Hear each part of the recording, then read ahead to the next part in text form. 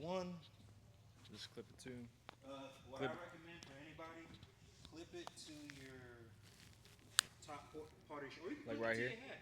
Yeah, just All right. wherever is close to your mouth, bro. All right.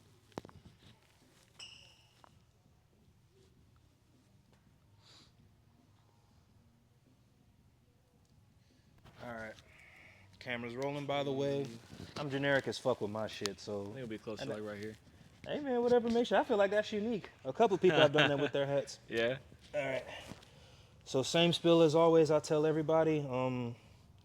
Again, if it seems like I'm dazed, it's because of that Hawaiian pizza, bro. Now let me stop. But first and foremost, again, thank you for coming to my channel.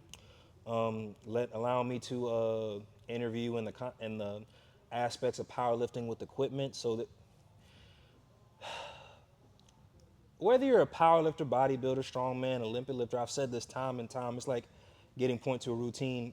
I mean, you kind of touched on it, but like if you have a knowledge base on something, I want you to share it, and I want the people I interview, I want you to share it, and then I want you to like to bring, the knowledge that you have to my channel. My channel's been growing for a while, and I noticed that a lot of people, whether they have influenced me, got on the platform, coached or whatever, they bring a lot of shit to the realm of fitness. Like you see all these high-end fitness influencers, they got the follow base, but it's kind of like you just see them putting in the work. And I'm pretty sure somebody has to sit down with them and ask them their why, but I'm just trying to build my community with people I know within Fayetteville, North Carolina, and in North Carolina, period. But let me stop yapping. Again, humbly and respectfully, thank you so much for coming to this channel. So I'm gonna keep the camera rolling. I don't, this shit isn't planned or anything. What I do is I go based off flow and energy. Okay. I'm gonna need your help on this one because, as you know, I'm feeling kind of. Yeah, I get But you. like, what I do is I set the clock for 15 minutes. When the timer goes off, I ask them like, "Hey, can we keep going?" Tyreek was a real shout out to Tyreek, but he gave me an hour and 4 minutes of content. He gave me That's a 64 lot. days of content, but he was very knowledgeable. But again, just like I said, this isn't planned or anything. This is your interview, so as long as it's within the room, you can talk about whatever you want to talk about. Just let me know what's off limits. If I ask a question and you go, "Hey, I don't want to speak on that," got you. But other than that, Get you. please introduce yourself and we'll just go from there. All right. So my name is Jesus Banuelos. I'm from South Texas. I'm a That's like a Final powerlifter. Fantasy name right there, Final Boss. Jesus Manielos? Banuelos. Banielos. Yeah. Okay, say less, my bad, yeah. No, don't worry, man. You got to take on Count Banielos if you want to move to the next. Let me stop, but yeah. But yeah, so I'm from South Texas. I'm in the Army. Thank you for your service. Thank you for your support, man. I'm from South Texas. Went to high school down there. Graduated down there. Uh, Powerlifting in high school in Texas is pretty much all equipped. So by equipped means they're using some sort of assistive gear, i.e., squat suit, bench shirt, deadlift suit, versus raw, classic raw, the one that everyone knows, like belt, knee sleeves, classic raw being belt, knee Why is wraps. that? Is that only Texas that does that? That I've seen, yes. I mean, I could be wrong. Okay. I could be wrong. Why is that? Is there a specific reason why they're like, okay, we're just going to be the only, well, not only, but we're going to be the only ones that just does equipment? Is it a safety factor? Like, So that's originally the reason that they put out.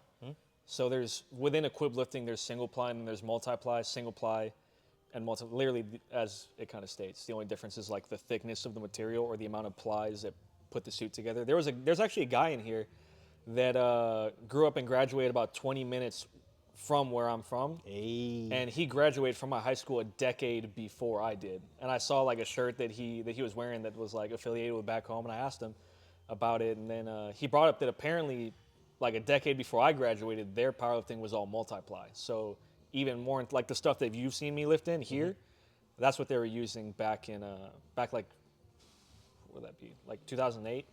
so based on my assessment with what you just said, correct me if I'm wrong, at the end of the day, it's all about safety. Like, they were like, I'm gonna say Texas or whoever enforced that, they were like, hey, we're not gonna be the ones to fuck around and find out because there's more of a risk factor, I guess, powerlifting raw versus powerlifting in a suit. Yes, I think that at the time that's what they put out, but it can be very dangerous lifting in single ply or multiply gear. The gear wants to force you into a very specific groove and bar path. Okay. And if you miss, That's between your squat, your bench, and your deadlift. yeah, all of it. Okay. The deadlift is a little bit easier to kind of manage, But the squat and the bench, mainly because you have that eccentric portion going down, if you misgroove it to even a small degree, I've had a 475 bench like fly off to my chest because I misgrooved it. Yeah, Ooh, I feel sicker. Man. yeah. So before we get into that, so you said it started in high school. So what were you? Were you just like the typical fitness bro, or did you just like working out, or? No, so I went to originally I went to a very very small high school called MedTech. Okay. They had a tiny weight room, and whenever I had to take PE there, I just got like really into it. Like literally, the first exercise I ever learned was a deadlift. Oh, This is say like the less. first thing that I ever A learned. lot of people. That's good shit. A lot of people I've talked to, they didn't get introduced to deadlifting until Yeah, after. But anyway, yeah. Go ahead. Go ahead. So yeah. did you like it being introduced to it so young and so early? I mean, yeah. I think a lot of people would say they wish they got introduced to it earlier, and I'm kind of the same way. But I ended up leaving MedTech, going to my home high school, and they had powerlifting there. It was a real big thing where I'm from, South Texas. I think their women's team is on their like 7th or 8th consecutive state championship in a row right now. Yeah, so it's pretty big. But this is with equipment, right? Yeah, it's all single ply. So let me fast forward just a tad bit. So when you came out here or left Texas, and you found out, spoiled pizza, forgive me. When you found out people didn't lift with equipment, was that like a culture shock for you? No, it wasn't a culture shock because I had competed outside of high school, like raw and or no, I'd only competed classic raw outside of high school. So I've never done like a full raw meet. Uh, and the gym that I trained at, it was called RGV Strength, like probably 20 minutes away from where I'm from. Everyone there, like the joke was like, oh, like equip lifting is stupid. Now, if you go and look at their page, you look at them, a lot of them are lifting in gear. They're all lifting multi-ply. We definitely gonna touch on that too as we get further in, because there's a specific question I have to, well, not have to ask, I want to ask, because you are an equipment lifter. I think you know I'm gonna take it too. But anyway, Yeah. I know you were saying. So well, how about this? How were you when you first got on the platform? And I'm assuming it was equipment. No, the first time I got on the platform was a classic raw meet. Okay. Actually, it was before I started powerlifting for the high school, and I competed at the 148 weight class. First meet, typical story, water cut like an idiot. If you ever compete in powerlifting your first meet, don't water cut. I don't recommend it. It takes a lot out of you. Like right now. I'm fucking But with you, yeah. I don't know. A lot of people were nervous for their powerlifting meet. I wasn't because I kind of went with the mindset of I've already hit these numbers in training. I just kind of have to reproduce it on the platform. And I ended up PRing on top of all of the PRs I had hit in the gym. What was your numbers, at if the you can meet. recall? Oh, I can't recall. It was probably like 6 to 8 years ago, something like that. Say Off less. the top of my head. Were you satisfied? Was there a feeling of Oh, accomplishment? I was satisfied for sure. With was- it that was comp, did it? No, you keep going. With that comp, did it like go to a part where you were like, hey, this is something I want to continue to do after you did that? one? Oh, absolutely, for sure. Okay. Yeah, so that was my first meet. I competed there. Then I ended up going into the high school season. Still going. Okay. Competed one meet outside of high school. Like literally I skipped a day of class to travel up like 3 hours north. And it wasn't even a big deal. But Did you win? No, let me stop. Patrick No, I Boyce from didn't- SpongeBob. Did you win? No, I let me don't stop. even remember how I placed. I know I missed weight by like half a pound or a pound. What's that mean? Miss weight. So like let's say I think it was 148 and a half was like the cutoff for my weight class. So if you weigh 148.6, you're now in the 165 weight class or whatever it is. I weighed in like 149 and a half or something like that. So they were like, hey, you didn't make the cut. You're going to be pushed to that higher weight class. And you have to Were compete. you nervous? No, I've been more nervous lifting in the gym than I've ever been in competition, for sure. I would definitely say that. Got you. All right, so let's talk about the first equipment lift. That's what you were just discussing, right? Yeah. Was this okay? So with that, like, what were your numbers compared to the first one? Like, did they go were they like higher and like like when I say higher, like was there like a 100 to 200 pound difference? Oh, for sure. I think when I ever first put on the deadlift suit, like our first time trying them out, it was a big thing, right? Because it was in like the high school team, it was almost like, oh yeah, like you made the cut, like you're good at it. Here's a deadlift suit, because everyone got a squat suit, everyone got a bench shirt, but Wait, not, there's different suits? yeah. So it's like specific for each lift. There's a So it's not all in one. no. Continue. Yeah. So it was almost a Are thing they of like, expensive? yeah, Each. Damn. relatively, yeah. But So it's why also, not? My bad. it's also a thing of like, it's an investment 'cause it's gonna last you a long time. Yeah, but do they make power suits that do all three? They'll make, so supposedly for like the multiply suits, I don't know about the single ply suits, but the Leviathan Ultra Pro Yeah, let me stop. by Inzer is supposedly a squat and deadlift suit. I haven't had much luck deadlifting in, and I feel like I can't find the proper groove. I pull more raw than I pull in my deadlift suit, which gets extremely annoying to me. But yeah, they make different suits for each lift. I have so many questions on that. So, you say you pull more raw but isn't the purpose of the deadlift suit just to help get you to pull more weight? Yes, but But yeah, okay. since the suit is so restrictive, it's extremely hard to get into a proper positioning on a deadlift. Okay. It almost impairs your ability to get into that position, like fully. You're A lot of people will end up rounding their upper back insanely hard to attempt to be able to go down and grab the bar in a deadlift suit. You So have to fight it so hard. based on your experience, what would you recommend, equipped or raw powerlifting? I think it's really up The person. to the person. Yeah, I mean, I know people that have competed both. I've competed classic raw and single ply and multi. Or no, I haven't competed multiply yet. I'm getting ready to do that this year at the end of the year, hopefully. Ooh, invite me out. I'm gonna bring donuts. I'm down. I want to do one before I leave because I'm leaving North Carolina in December of this year. Where you going? PCS, and I understand. Yeah, I'm PCS into Fort Sam, San Antonio, Texas. Hey, bet. You going right back? Well, anyway, go ahead. Yeah. So, if you, again, for the sake of time, because we're going to get to this 15 minutes, brother. I owe you that much. I'm over here fighting, fighting for my fucking life. I get So, quick question, right? What are some of the things that you like about equipped powerlifting, and what are some of the things you hate? And then there's a very specific follow-up question to that after. Okay. We'll start off with the things that I hate first. I hate The that attention? I'm sorry, go ahead. I'm it's- sorry. it's extremely time intensive because you have to, like, with the Leviathan Ultra Pro, like you can look it up. It has these laces all down the side on the suit, and you have to essentially, if you really want to be good at it, you have to learn exactly how tight you want each pair of the laces you want to be to fit your style of squat, deadlift, whatever. I hate that. Okay. I don't ever recommend doing this, but for like the first half year of me training in the multiply gear, I wasn't training with any partners. I wasn't using any spotters. It was like figure You out were solo dolo, lone wolf. yeah, figure out Isn't how that kind of dangerous? But yeah, go ahead. I mean, yeah. And I don't recommend anyone doing this, right? But essentially what I did was I figured out how high I needed the safeties in order to be able to bail it properly and get out from under the bar.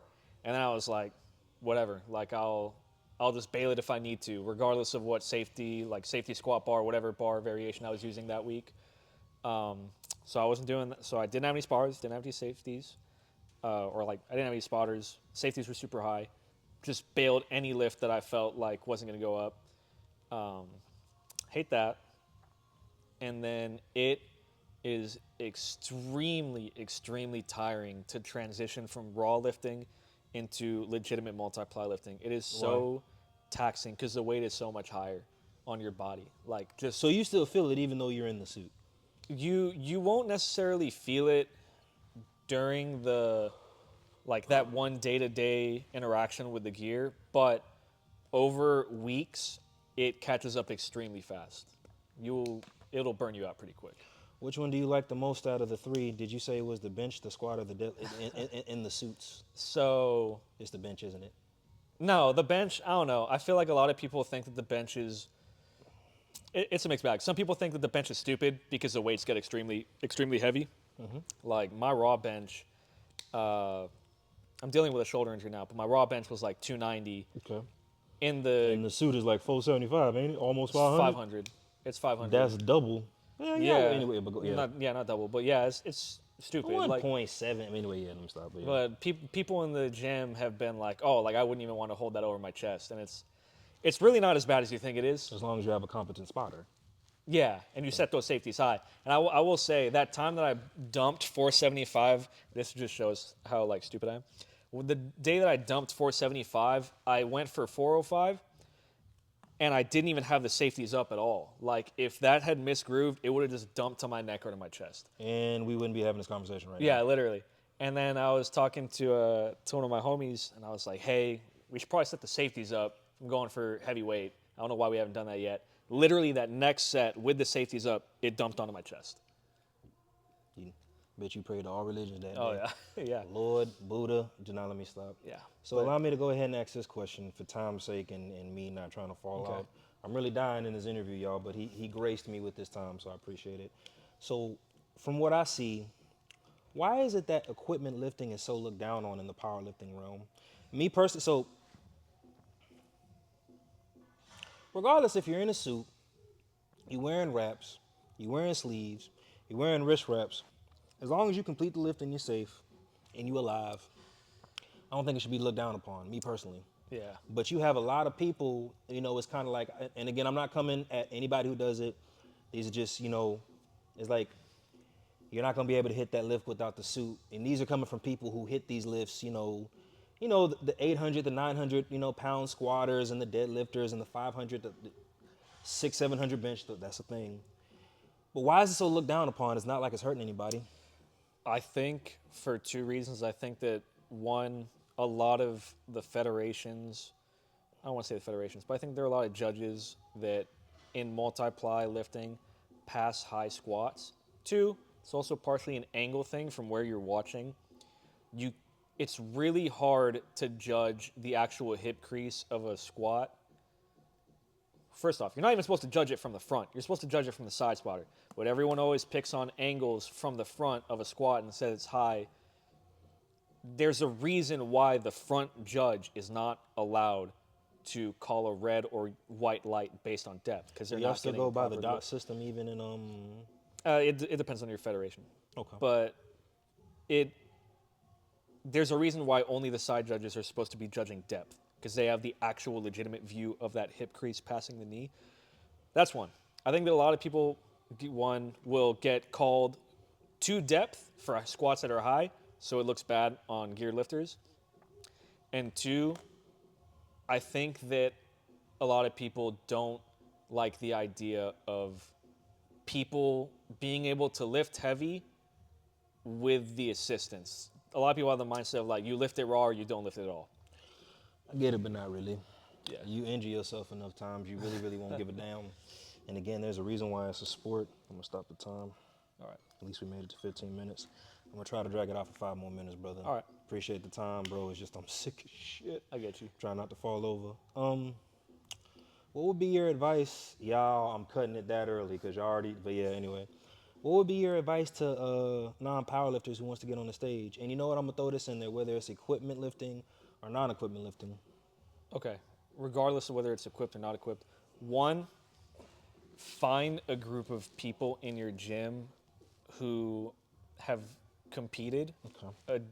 That camaraderie still, Yeah. regardless if it's It's equipment or big. non, it's still the same. It's Okay. good to have people who can help instill confidence in you because even on the days where you don't want to go, there have been days here where I come and I just don't want to train, and then I see everyone getting after it, and I'm like, all right, like I got to lift. Even when you're on death's door. No, Yeah. let me stop. Yeah, let me stop. So find a group of people that are going to help you build that confidence, especially if it's a group of people that have already competed. Two, everyone says this for the advice, and there's a good reason to it. Do not cut water weight for your first meet. It takes a lot more out of you than you think it's going to. Yeah, but don't they have? I'm asking, but don't they have like all day to rehab? That's probably stupid. Never mind. Depends on your federation. I've seen that. Like it's, and these guys are plenty strong, but I've seen guys like try to cut water weight. They'll stay in the sauna for like 2-3 hours. I'm like, dog. And then while they're at that meet, man. Oh, yeah. I mean, they're still getting it, but Lord forbid they catch a cramp or it's over. To give you an example of like how bad it is, when I was competing in high school, it was every other week we were competing. So 1 week we were competing, the next week we were off. The next week we were competing, the next week we were off. It's alternating. That's not dangerous. It's not good. It's not good, I'll tell you that. So it's like 1 week we were cutting water weight, we would stop drinking water because it was a 2-hour weigh-in versus some people, depending on the federation, have 24 hours to rehydrate, right? So same day weigh-in, 2-hour weigh-in. everyone's not drinking any water for like the last 24 to 48 hours before they step on stage on the platform, and Yeah, I was like, what is this, yeah, bodybuilding? they're sitting in a sauna. Nothing against bodybuilders, y'all. Yeah, They're sitting in a sauna, and I've done all this. So they're cutting water. They're not drinking it for the last 24 to 48 hours. They're sitting in a sauna. They're spitting into a water bottle, like chewing on Jolly Ranchers. Yeah, we used to chew on, or we used to like have Jolly Ranchers in our mouth just to create more saliva, and we just spit water all day. It's brutal cutting water weight. It's not fun, especially when you're competing for like the high schoolers out there. If your team does have it, it's not good. It's gonna take a lot more out of you than you think it is, especially because in the gear, every 5 to 10 pounds is going to change the way your body and that gear interact. So even if you know you can hit numbers in the weight room, if you're cutting 10 pounds for your local powerlifting meet, it's not worth it. The way that your body interacts with the gear, you're not going to get the same amount out of it. And two, if you're a beginner, what are you trying to prove at a local meet, your first meet ever? It's just not worth cutting water weight. Just go in there, get the experience, and try to have a good time. There's a question I want to ask you. Well, it's two of them. One, can I bring you back? Reason being that so you work in the medical field, obviously, Yeah. right? So before you go, there's a topic I want to touch on, and I feel like because you work in the medical field and you've worked, if you say RJ cut it, never mind, I'll change the subject. But testosterone use and steroid use, would you feel comfortable speaking on that? Yes. Next time I bring you out? Yes, but I would have to say right now that none of it is going to be considered medical advice. Say no. Yeah. You hear that, Fed? So anyway, yeah. But no, I feel like with the knowledge, and again, this was about equipment lifting, but with the knowledge you have and me cutting it short, I owe you more, because again, everybody I brought on has been like 20, 30 minutes, and I'm about to cut you probably not even at 20. Yeah. But there's more stuff that you know, and there's more stuff that I'd like for you to talk about on this channel, just to give people knowledge. You can say the same thing when we do the opener, but I do want to bring you back. There's a lot of knowledge that y'all have. So when you are my returning guest, can we shoot for like July, August? Do you feel comfortable enough to speak on those topics? Oh yeah, for sure. I mean, it's really gonna be like whenever you want to bring me back. Like I said, I'm pretty much open, like anytime. I'll be gone all of July. Okay. I'll be on leave for all of July. So we'll shoot for August. Yeah. we can do that. So with that, allow me to say this too. Thank you for the insight. Again, I'm looking for any and everybody in the realm of fitness to talk to and interview. I want, again, like I said in the beginning, thank you for coming to this channel, and thank you for contributing to my community growing. So for y'all who watch my videos and everything, please just take insight on this. Like, regardless of what type of lift that you do, at the end of the day, as long as you are safe and you're smart about it, you know, it doesn't matter what anybody else thinks, because at the end of the day, it's not like they're the ones in the suit, you know. And I know some people, you got people who can deadlift 800-900 without the suit, but they get in the suit to deadlift 2,000 3,000 pounds and shit, if I'm correct, right? I don't think that I've ever seen a deadlift that high in the suit. For sure, yeah. I There are squats in the thousands for sure. Mm-hmm. But In the suit? Squats, yeah, for sure. No, Yeah. no. So let's say somebody that can squat 1,000 pounds naturally, if they were to put on the suit, wouldn't they be able to squat almost double? You've never seen that before. No. No? No, yeah. I misspoke. It doesn't help that much. I definitely misspoke. It can definitely help, but also RJ, you're an idiot. No, it would have to be it's also a thing of you gotta remember, you're taking someone who has essentially trained their nervous system to produce force in a very specific pattern, like a movement pattern, and it's a raw pattern. A geared squat is completely different movement than a normal raw squat. So you're essentially having to reteach that same lifter how to squat all over again. So it kind of cuts it off. I did not know that, brother. Yeah. Again, I hate the fact that I misspoke. But no, because the only reason I say that, like, in powerlifting, like, we've seen some phenomenal numbers. For sure. You know, like people getting under the bar and they're squatting 1,000, 1,100 pounds. Definitely on something. But that's, you know, for another topic. But it's, you know, again, apologize for misspeaking, y'all. But again, taking the knowledge he's given, it's very knowledgeable. And I feel like for those who are like, what's the word, like, either scared or what's another word, like unmotivated to like do suit powerlifting, discouraged. At the end of the day, as long as you're doing your lifts safe and you don't get hurt and you got the proper training, fuck what people got to say about it. At the end of the day, you're the one on that platform. That's my take on it. And again, I appreciate you coming to the channel. No problem. Allow me to hit you with this rapid fire, and then we'll cut it. Okay. Oh, my back. I'm over here fighting for my fucking life, bro. What they see is what they get. All right, it's 1 minute and it's 10 questions, all right? Okay. All right, here we go. Rest day or cheat meal? Rest day. Conventional deadlift or sumo? Sumo. Hey, you the first. Hey, man, I fucks I pull with it. sumo, so Hey, say less. Energy drink or coffee? energy drink. Cardio or sauna? Cardio. Bulgarian split squat or hip thrust? Bulgarians. Bodybuilding or strongman? Strongman. Vans or chucks? Chucks. Rock and roll or hip hop? Rock and roll. 1 rep max or repetition? 1 rep max. Fitness model or muscle mommy? Muscle mommy. Say less. That's the 10 questions. Again, thank you so much for coming on this channel.